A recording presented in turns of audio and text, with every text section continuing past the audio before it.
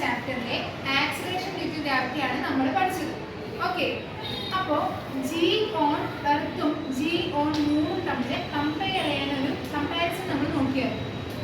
അതാണ് ഇങ്ങനെ ഡെമോൺസ്ട്രേറ്റ് ചെയ്യാൻ പോകുന്നത്. ഇപ്പോൾ നിങ്ങൾക്ക് എന്തൊക്കെ കാണാം ഈ മോഡലിൽ? എർത്തുണ്ട്, മൂണുണ്ട്, പിന്നെ ഒരു പെൻഡുലം ഉണ്ട്. കറക്റ്റ് ആരത് നേരനാണല്ലേ അത് പറഞ്ഞത്? ഒരു പെൻഡുലം ഉണ്ട്. പെൻഡുലം എന്ന് വെച്ചാൽ എന്താണ്?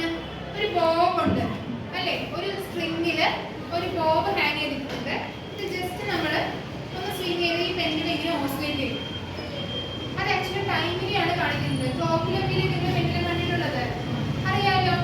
അപ്പോൾ നമുക്കിനി ഇത് നമ്മൾ എന്താ നോക്കാൻ പോകുന്നത്? എർത്തിന്റെ മുകളിൽ വീഴുന്ന ഒബ്ജക്റ്റും മൂണിന്റെ മുകളിൽ വീഴുന്ന ഒബ്ജക്റ്റും തമ്മിൽ ആ വീഴ്ചയിൽ എന്ത് വേരിയേഷൻ ആണ് വരുന്നത് ഇപ്പൊ നിങ്ങൾക്ക് അറിയാം. ഓക്കെ, അത് ആരെ കാണിച്ചു തരിക?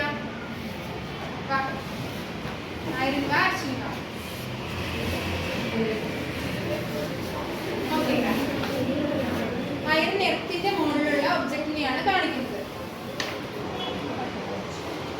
ഓക്കെ, എർത്തിന്റെ മുകളിൽ ഒരു കിറ്റി ഉണ്ടല്ലേ? മൂണിന്റെ മുകളിൽ അതിന് പോക്കിമോൻ എന്നാണ് പറയുന്നത്.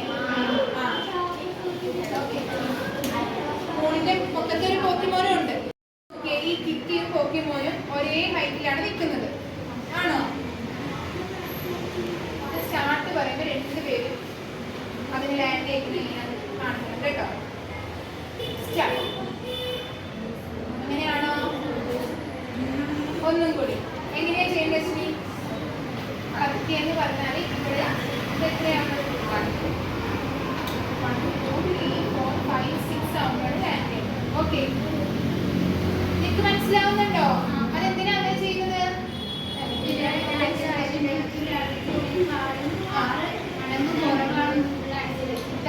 എർത്തിൽ വീഴുന്നതിനേക്കാളും 6 മടങ്ങ് സ്ലോ ആയിട്ട് മൂണിൽ വീഴുള്ളൂ അല്ലേ? 6 ടൈംസ് സ്ലോവർ ആണ്. നോക്കാം. സ്റ്റാർട്ട്. നമുക്ക് കഴിഞ്ഞു മനസ്സിലായി. 1 2 3 4 ശരി.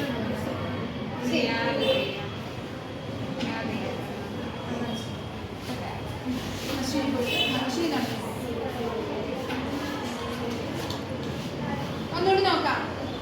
ഇപ്പൊ രണ്ട് ഒബ്ജക്ട്സും ഒരേ ഹൈറ്റിലാണ്. പെൻഡുലം സ്വിങ് ചെയ്യാൻ പോവാണ്. സ്റ്റാർട്ട്.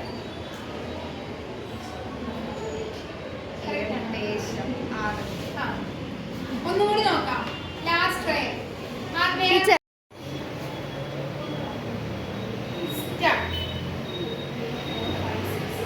കണ്ടോ എങ്ങനെയാ? 6 ഓസിലേഷൻ കഴിയുമ്പോഴേ മൂണിലുള്ളത് എത്തുള്ളൂ. അതേസമയം എർത്തിലുള്ളതോ ഫ്രീ ഫോൾ ആണല്ലേ? ഒരു പുതിയ വേർഡ് പഠിച്ചോ? പുതിയ ടേം പഠിച്ചോ? ഫ്രീ ഫോൾ ആണ്. എർത്തിലെന്ന് പറഞ്ഞാൽ ഫ്രീ ഫോൾ ആണ്. ഓക്കെ, എർത്തിൽ എങ്ങനെയാണ് വീഴുന്നത്? അവിടെ ഫ്രീ ഫോൾ തന്നെയാണ്.